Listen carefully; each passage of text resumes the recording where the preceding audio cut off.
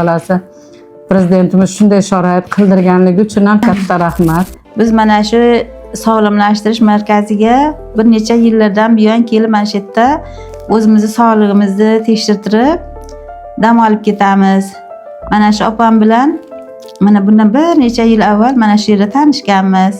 Shu opam bilan mana shundan buyon har doim birga gaplashib kelib shu yerda birga dam olib ketamiz.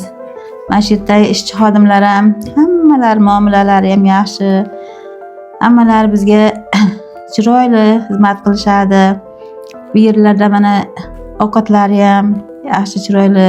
Mana shu yerda ishlayotgan hamma vrachlar, hammalari mana shu yerdagilarni chiroyli nazoratga olib, hammamizni sog'lig'imizni tekshirib, biz bu yerda faqat mana shu o'zimizni salomatligimiz uchun kelamizda. Fizioterapiya lichenlarni olib, mana shu yerda o'zimizni yana bir yilga yetadigan energiya to'plab ketamizda. Ashta ko'pchilik mana qancha opalar bilan, singillar bilan tanishdik. Mana shu do'stlar, dugonalar orttirdik. Shundan buyon bordi keldi qilishamiz. Mana shu yerda ishlayotgan hamma xodimlarga Alloh kuch-quvvat, sabr-qanoat bersin. Bularning ishlariga omad yor bo'lsin. Qilayotgan ishlariga Alloh nurini to'kib barakotini yog'dirsin. Uzoqdagi tanishlar endi o'zingizni nimangizdan ham yaqin bo'lib qolar ekanda. Bir-birimizga mehrimiz tushib, ko'rgimiz kelib turadi. Mana shunday kunlarda Alloh bizni mana shunday joylarda uchrashgani uchun Allohga behisob hamd va sanolar bo'lsin.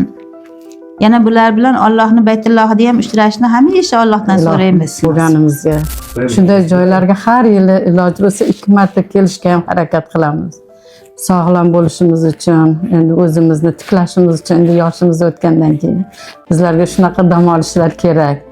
Bu yerdagi tahlillari ham juda yaxshi, aniq tahlil qilishadi. O'zlari ham